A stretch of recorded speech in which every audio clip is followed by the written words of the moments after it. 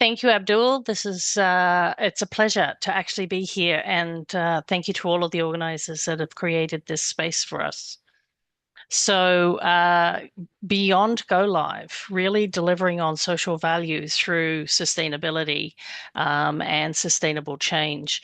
I'm a change management specialist and an accredited trainer for change, as well as a master certified coach. And so I work at that intersection between organizational change, project delivery, and that sustainable transformation.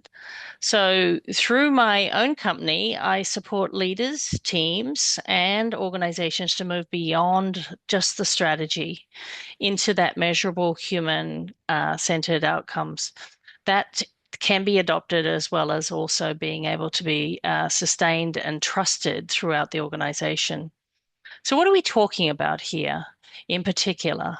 We're talking about an opportunity for us to actually look at sustainability through the project lens and the social value. Just get that slide to move.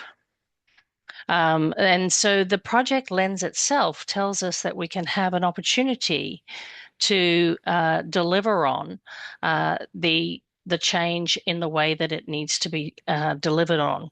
We're not really worried about change for organizations when we're not looking at sustainable, valuable contribution and the social value at the period of going live.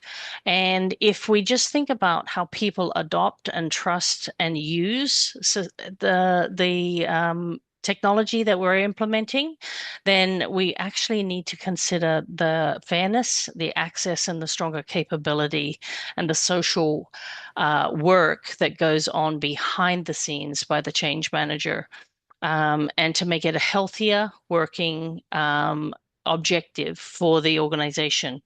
It's not just about the change manager, though, but it's also about the project lens in which we're actually looking at things and how we deliver on it. The change lens tells us how we actually can live with it, trust it, and sustain it.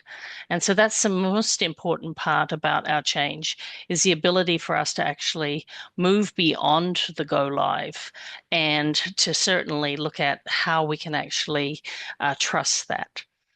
I want to bring into the conversation some simple observations about the project that I worked on, and many of the projects that can be successful after this. And by traditional measures, they can be successful after they go live. However, the platforms that you're implementing, when you have just infrastructure being delivered and the reports are submitted for lessons learned, the output exists, yet months later, the deeper question remains, are people using it confidently? Did the people most affected by the change actually benefit? And did people actually reduce the burden, or simply move it somewhere else? Did we actually create an equitable access that gives us, or unintentionally leave some people behind in our change? One of the key things around the project that I did is we had unintentionally left people behind in a previous implementation. That capacity lasts long after, and the next implementation that actually occurs, the residual of that is still existing. So this is not a session about adding more paperwork to projects. It's about strengthening the bridge between the project delivery, change adoption, and the social realization. And by the end of the session, I hope that you'll be able to leave with three practical skills, or three practical things that allow us to have simple social impact, and a role-based adoption lens to our readiness as we go live and sustain the practice after we go live, well beyond the go live. So think for a moment about a project that you've worked on that technically succeeded. It went well, you delivered it. Now ask yourself, did the value land equally for everyone? Or did some groups get left out? Did some groups benefit more easily than others? That question takes us directly into an opportunity for us to actually see that the change, quite possibly unable to actually improve the success of the project through access, capability, well-being, trust, and long-term outcomes. Project management gives us the essential discipline it takes for us to actually look at the scope and for actually us to govern the decisions and manage the risk and control the budgets and coordinate the schedules and deliver beyond the outputs. But social value does not automatically appear because it's an output, because an output that exists and the process can be redesigned while the workarounds continue within the projects. A policy can be approved while people affected by it can experience uncertainty or mistrust. So you can still get that policy delivered. The sustainable commitment can be reported while the human system is not yet capable of sustaining the new way of working. So I want to make this practical. If we look at the project lens, there's a few questions that we can ask ourselves. What are we building? What are we delivering? Is it on time? Is it on scope? Is it within that scope? And are we meeting the stated requirements? From the change lens, we ask different questions around who's affected, what changes in their work, their identity, their confidence, perhaps their decision making or relationships that we're delivering on. What support do they need? What creates that resistance, fatigue, or exclusion? And what must be embedded so that the outcome lasts? If we look at this through the social value and the social lens, we're now asking completely different questions around who's benefiting this change. Who might be left behind? Are we reducing the burden? Are we capable after we've gone live? Are we building a capability within that system that we trust and we're strengthening? So this is where the project management and change management need each other. Project management gives us the structure. Change management helps us with that structure become usable, trusted, adopted, and sustained. So a project can deliver the output, but people sustain the outcome. So to make this practical, I want to reframe it and reframe the sustainability just for a slight moment. You see, we hear regularly about projects of connection. We hear the word sustainability, and many of us immediately think about environmental performance, reporting, carbon, waste, procurement. Those are important. And the university that I worked at, University of Alberta, was definitely considering that and doing each one of those. But in transformation work, sustainability is also human. It's about whether the workforce can absorb the change. And as I alluded to, the workforce in this particular instance had absorbed change previously that wasn't digestible.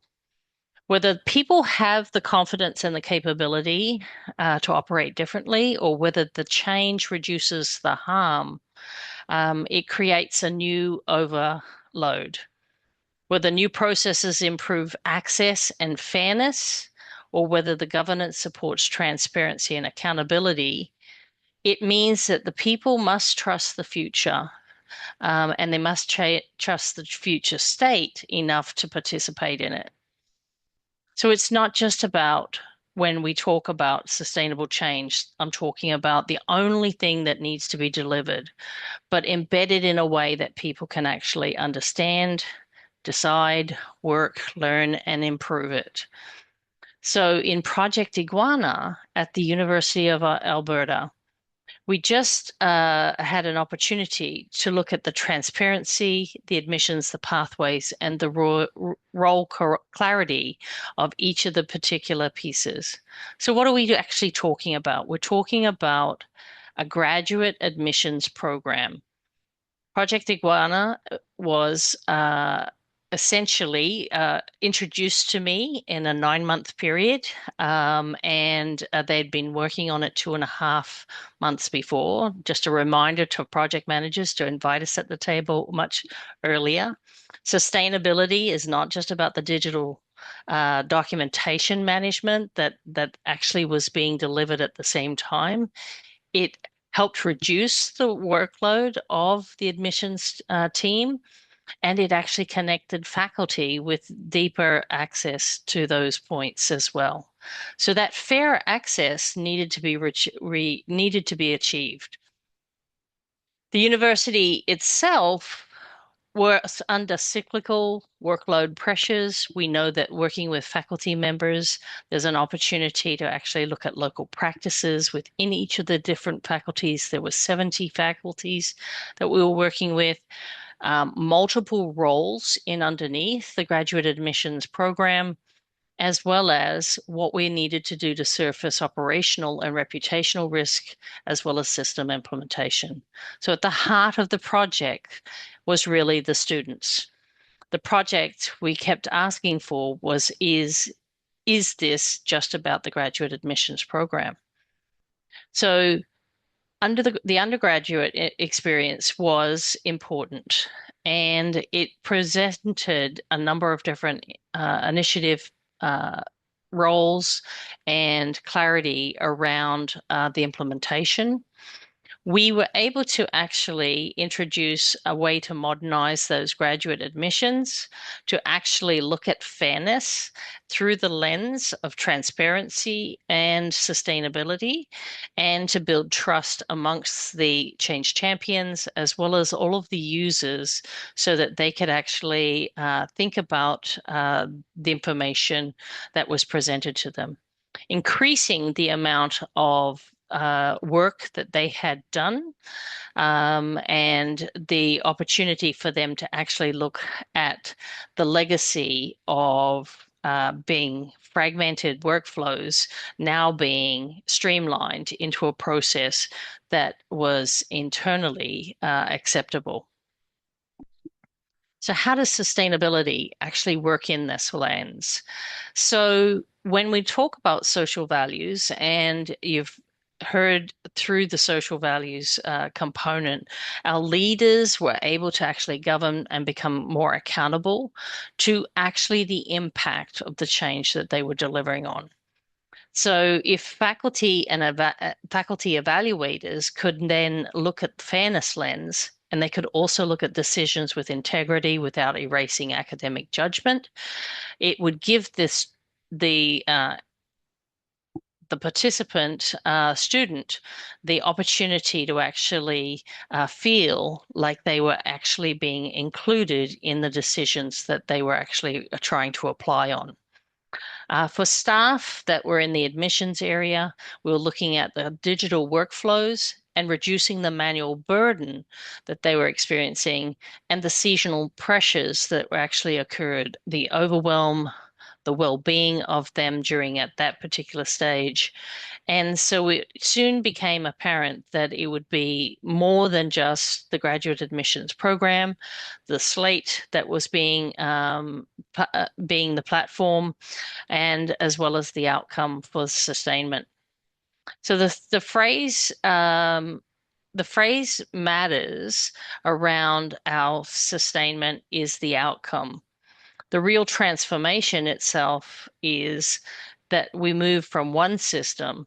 We actually looked at the fragmentation, and we actually looked at the delivery of 5 implementation pieces that went with it.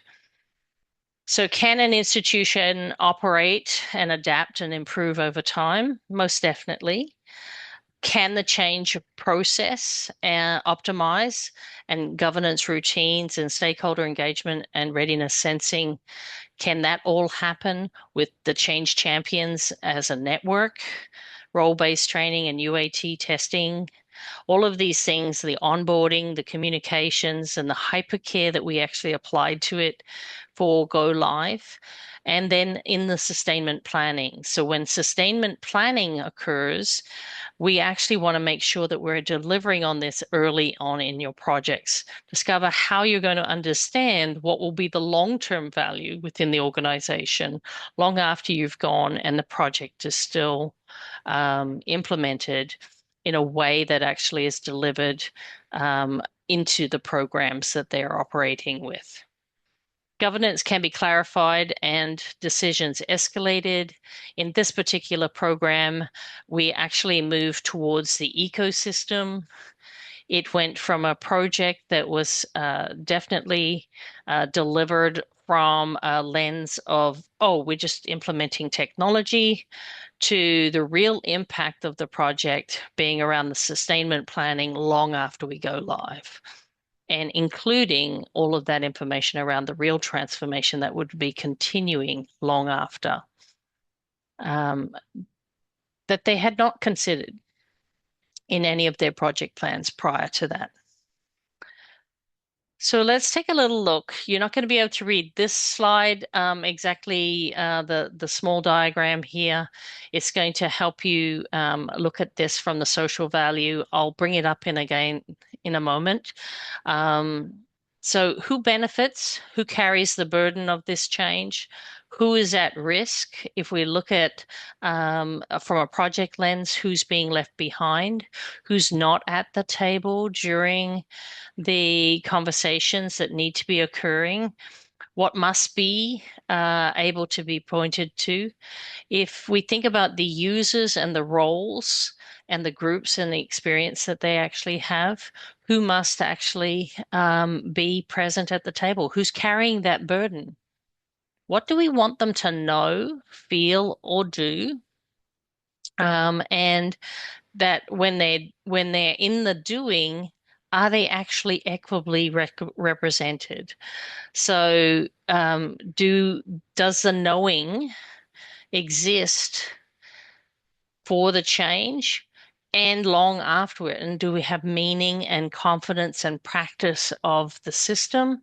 And can they actually develop in on that as well? So, what evidence would we need to actually help us sustain it? Not just completion of metrics, not the completion metrics either. And it's about the adoption signals, it's about the confidence signals and the usage of signals. We used a program called Prompter AI, and that Prompter AI is a change management tool that helped us bring to life the opportunity to get the sentiment of the users as well as the insights for the leaders to actually act on the change, as well as for us to actually continuously develop all of the plans that deliver on the change cycle. And our process optimization was created from a digital twin. And so the digital twin gives us the ability to actually look at it from a current state to a future state. And we actually manage the gap, the piece in the center of what was actually changing, and built the LMS system from that gap. And so from a roles-based training mechanism there for delivery. So if we look at the 5 categories that we created here, we not only looked from the stakeholder group, but the intended benefit for each of those stakeholders, and then the possible risks and unintended burdens, the adoption risk and the adoption requirements that were required, as well as being able to look at the sustained value long after the go live.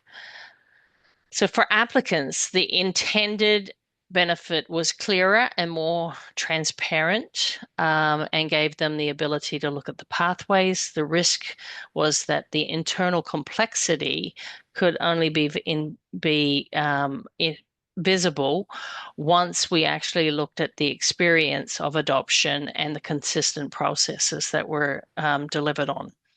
Evidence might look at clear timelines, fewer unclear handoffs between paperwork, uh, fewer manual workarounds, looking at the stronger confidence that they might have around the admissions pathway, and also for staff to actually consider the manual effort that's required to produce those clearer workflows.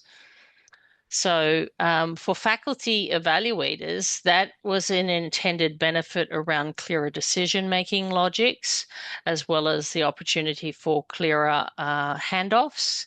And so the risk was the fear of losing academic judgment and leaving that there, and they were perhaps going to lose some local flexibility and consistency was major component of actually ensuring that adoption was a requirement within each of the faculties. So evidence is that it included not only the consistent evaluation processes, but fewer escalations and stronger trust in the process. So take one project that you're currently working on and to think about what stakeholder groups you're working with, and think about which stakeholder group might essentially require us to reevaluate success of the project based on who's not centered in that center of that project plan. What social value are they supposed to experience?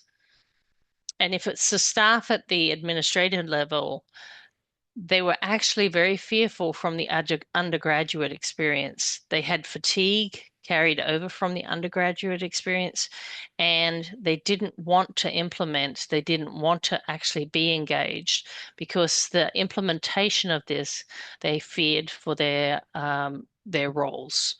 So once we understand that, and you understand that their fear within that, and we want to look at adopting the program into their roles, we need to step back. We need to actually transition and work with humans in the center of that and give the ability to actually for them to actually do it. So here's a little look at that slide, that little diagram in a much bigger role. In a bigger scape there. So the tool is really around the opportunity for us to actually look at also role-based adoption. So one of the common mistakes in transformation is treating the users as one group, but different people experience the same change differently. So administrators may need the workflow confidence. Faculty evaluators might have needed the clarity on decision, logic, and handoffs, and leaders may also need the readiness, evidence, and the risk visibility. So yes, they're all users. And in this case, I was given a figure of around about 400 people would be the users, between 300 and 400 people. And actually, in reality, there was over 3,000 users. And so even the calculations were incorrect when we actually began the project. So faculty evaluators, they work directly with their change champions, and they may need new messages, feedback loops, and permission to surface what they're hearing locally with the students in mind. So applicants to those stakeholders mean that we need to actually look at things and go transparently and move the information forward. I used a lot of visual tools for this particular training and for implementing the change. And whilst it might seem childish of what we were drawing, it did give people a chance to actually discuss and to actually see the movement between each of the diagrams. So if everybody is looking at it valuably and in being included, they could see where they could actually join in. The adoption was really around the ability for them to actually consider their opportunity to actually know, feel, do, and believe within each of the preparation cycles. What did we need them to participate in? How did we need them to move? Users for the UAT testing, I was given an opportunity for there to be only 12 users in that particular sense, and we actually were able to increase that to 135 active users in the training and early opportunity. The wow was the ways of working that they would actually administer. So from a group of users that didn't want to be involved in the change, that had the risk of actually failing the implementation and creating mistrust again about how projects are delivered in the university, it did give us a chance to actually consider and design with the human in mind, definitely through their capability. And it was built on more than just one information center session and the communication that was delivered.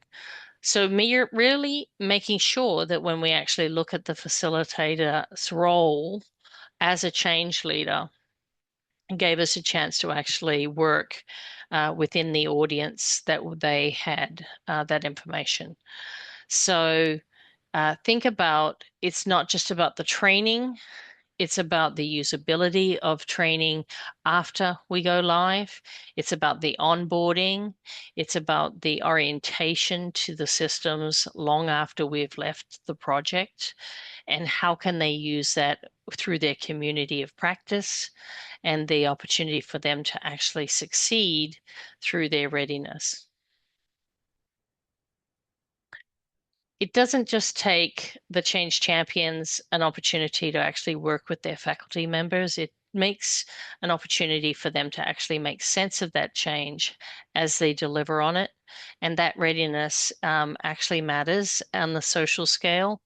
The easiest way to actually do that is through those 4 micro practices around clarity. Make sure that we're using plain language, visible next steps, and that role-based meaning. The choice is the second of those micro practices, giving people choice in being able to adopt and to add their name and to volunteer and create opportunities for their own engagement and to create that in a flexible learning environment, inviting them to the opportunity to actually ask for what it is that they require. And then an opportunity also for them to transition from there. If you're able to connect those, and then we move into sustainment as a project manager, leaving that to the last minute, you want to actually consider having your sponsor talk about the ecosystem, who's at the center of it. The student at the center of a university graduate admission program gives us the ability to actually change the way that we actually deliver on the long-term sustainment and the risk mitigation. And so when adoption is a barrier and the adoption behavior of stakeholders become the outcome, the social value that they attribute themselves to helps to actually provide the evidence towards what your mechanism for sustainment is going to be. And so when we look at the Project Iguana example, we're actually looking at an opportunity for them to connect through partnership, an opportunity for them to actually sustain their change and look at their outcomes from a sustainability point of view, as well as the governance as more of a mechanism rather than the control mechanism that is typically used. So I want to close with a bigger challenge for you. I want to close here so that you can look at it and ask yourself from a social value point of view, what is it that we need to actually do before we go live? And it's never too late to actually start in your current project. And it also asks you to actually look at the benefits of who is going to be left behind in your change. So it asks us also to think about the adoption as well as not just the awareness. It also talks about being able to treat the workforce readiness as part of that sustainability. If we're listening to those human signals and we're acting and responding visibly, it asks us to connect those project outputs to the benefits that people can really experience and sustain. So most importantly, measure what you actually want to actually do for your sustainability. And at least choose your sustainability be beyond go live, get visual with it, use the ecosystem that you can possibly move them through, as well as give an opportunity for you to ask specific questions. So how do we make this more practical? When project timelines are already tight, start small, start with adding social value impact questions to the stakeholder analysis, add your role-based readiness to the training plan, and add adoption signals to those benefits plans. It also means that you need to be disciplined in the habit of asking who's affected, what they need, and how they will value long after you've gone live. So how do you measure that social value? You really want to look at measuring reduced rework, fewer manual workarounds, and improving the confidence. Where does AI fit in? Let's make sure that we're using that responsibly and keep the guardrails and transparency there. Also ensuring that the project is able to move through. So the values that we actually we were nominated for, and we came away with the role of runner-up at the Change Awards, was really around these measures, around quality education. It really was around quality access and inclusion, and gave us an opportunity to look at the workforce well-being as well as the workforce sustainability. We increased the number of individuals that were working at the administrations level for the temporary component, as well as until all of the organization has adopted. And then we also increased the amount of change managers and the effectiveness of change managers within the organization. So let me just leave you with the final piece is around responsibility, around the innovation and digital capture that you have. And there's an opportunity around industry innovation and capturing that as we modernize, think about the decision making and the governance that's included, and the transparency and trust and accountability that you get when we look at peace, justice, and social institutions, and an opportunity for actually us to look at partnerships and shared ownership for those partnership goals. So I trust that you may have some questions. And so I'm leaving you with one final call to action. I'd love to leave you with who needs to be able to trust, use, and sustain the change for real social value to be real in your organization, and invite you to think about your current projects and where you'll be able to use that. So I'm going to leave you with the final transparent piece is how to get a hold of me, and you'll be able to look at some of the resources as well as connect with me and some of the writings that I do in the Substack, and that gives you an opportunity to actually talk about change and projects. Thank you, Pauline, for the fantastic presentation. Thank you. If you'd like to come on and ask a question live, please come off mute and do so. If not, you're welcome to ask questions online on the chat or on the QA section as well. I've also added the Mentimeter survey link. If you could complete that, please, that will ensure you get your PDUs.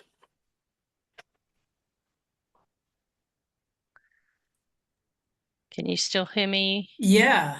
Yeah, we can. Yeah. Abdul, Excellent. I've got Yeah, my hand up. Are you happy for me to go? please. Yeah, go for it. Wonderful. Oh, well, Pauline, what an amazing content. Thank you so much for sharing that.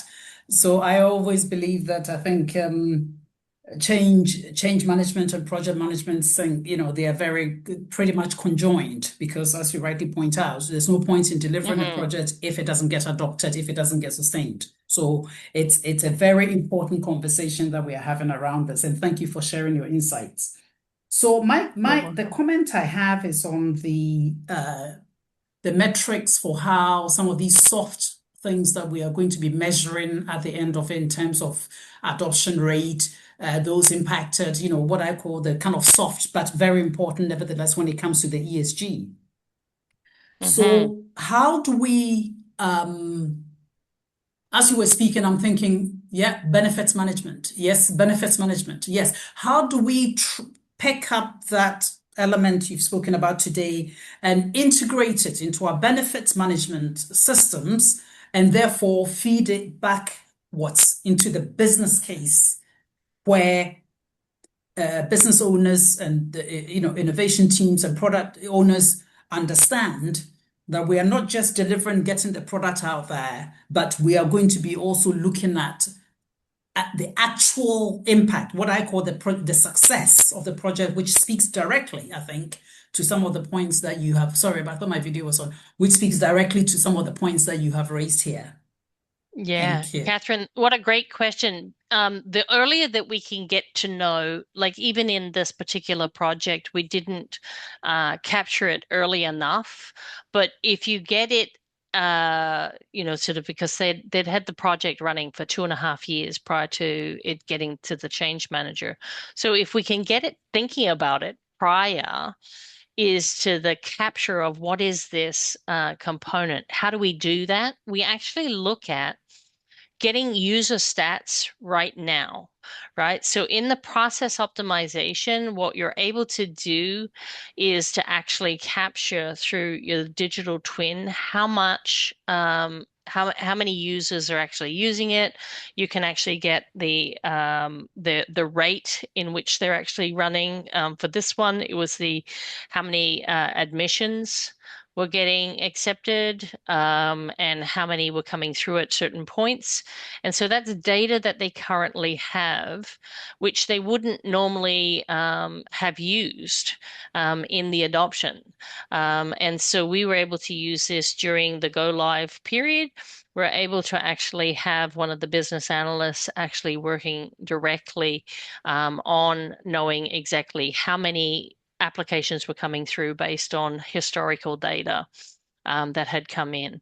And we used historical data to actually do that and then capture what the real time. And we found that the work process was going much easier. The big indicator, though, Catherine, was really around the social impact of the actual administrators. They had never worked really together as a cohort or as a group, and they would work on their own faculty admissions.